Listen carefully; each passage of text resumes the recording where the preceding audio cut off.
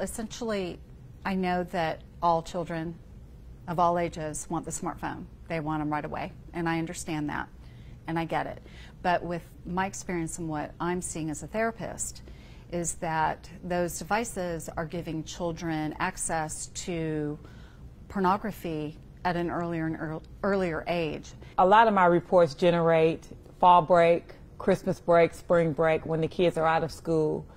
Social media is the biggest area that I see reports because there are so many, these kids are so knowledgeable to hide apps inside of apps. These are new technologies that we didn't grow up having, so we're learning how to parent this on the fly. They're what we call digital natives. These kids are ahead of things. They are more knowledgeable and more tech and computer savvy than their parents. And like I said, they can hide apps inside of apps.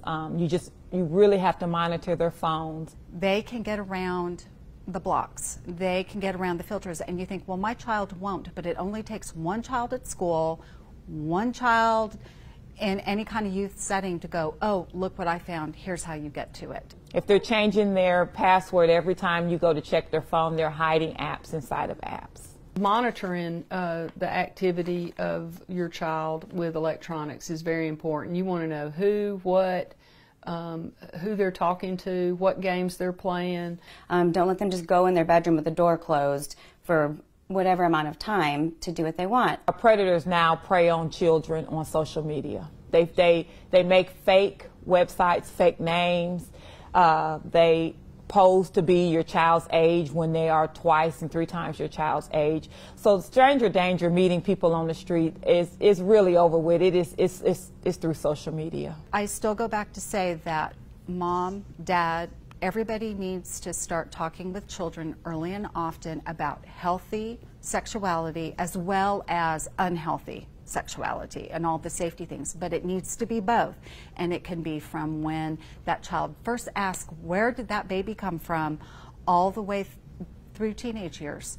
Set up what-if scenarios. If somebody asks you to send them a picture, what would you do? If somebody sends you a picture, what would you do?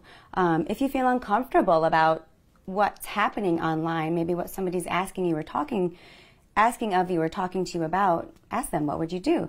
What would you do if someone asked you to send a nude picture? Has anyone ever asked you to send a nude picture? Has anyone ever asked you to meet them somewhere? So making sure that they know that they know what to do, because sometimes they may be, not certain as how they're going to respond.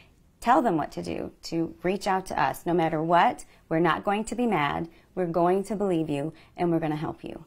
And the biggest thing is, it's not your fault. Be in cahoots with the other parents, and say, hey, if you see my child do anything that you're thinking I wouldn't want them to do, please come talk to me about it, and I'll do the same for you, and we're all in this together. A rule of thumb that I have in my house, that if I pay the bill, there are no expectation of privacy.